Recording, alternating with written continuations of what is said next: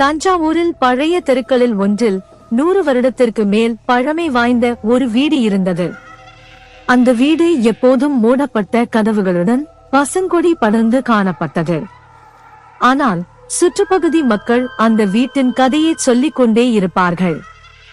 ஒரு இரவு கல்லூரியில் படிக்கும் 3 நண்பர்கள் அந்த வீட்டுக்குள் போய் சோதனை செய்ய முடிவு செய்தனர்.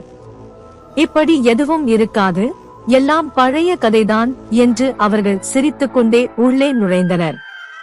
வீட்டுக்குள் நுழைந்ததும் வித்தியாசமான குளிர் காற்று அடித்தது.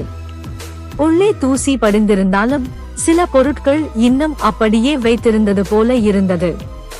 மூவரில் ஒருவன் சிரித்தபடி பழைய கண்ணாடி அருகே சென்று பார்த்தான். அந்த கண்ணாடியில் அவன் பிரதிபலிப்பு மட்டும் இல்லை. ஒரு முதிய பெண் கண்களை பெரிதாக திறந்து அவர்களை பார்த்து கொண்டிருந்தாள்.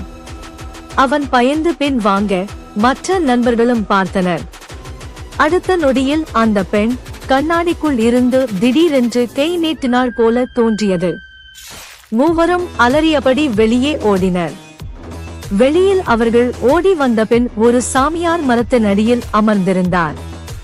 அந்த சாமியாரிடம் நடந்ததை கூறினர் இளைஞர்கள்.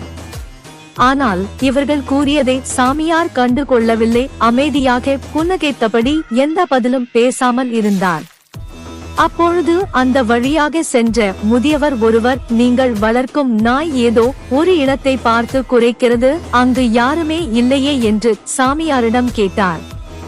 சாமியார் அதற்கு புன்னகைத்தபடியே, நான் காலை அதுக்கு சோறு வைக்கவில்லை, எனவே குறைக்கிறது என்று சமாளித்தார். ஆனால் சாமியாருக்கு தெரியும் அது ஏன் குறைக்கிறது என்று. ஆம், நாய்களுக்கு தெரியும் ஆன்மாக்களை. அந்த 3 இளைஞர்கள் அந்த வீட்டிலேயே இறந்து விட்டனர். சாமியாரிடம் பேசியது அவர்களின் ஆன்மா என்று சாமியாருக்கும் தெரியும், அந்த நாய்க்கும் தெரிந்திருக்கிறது. இன்றும் அப்பகுதி மக்கள் சொல்வார்கள், இரவு 12 மணிக்கு பிறகு அந்த வீட்டின் ஜன்னல் வழியே ஒரு முதிய பெண்ணின் முகம் தெரியும் என்று. இது போன்ற சுவாரஸ்யமான கதைகளை நீங்கள் தொடர்ந்து கேட்க விரும்பினால் நமது ஸ்டோரி ஆன் சேனலை சப்ஸ்கிரைப் செய்து பக்கத்தில் உள்ள பெல் ஐகானை அழுத்தவும். மீண்டும் கதை அப்லோட் செய்யும் நேரம் உங்களுக்கு உடனடியாக நோட்டிபிகேஷன் வரும். நன்றி.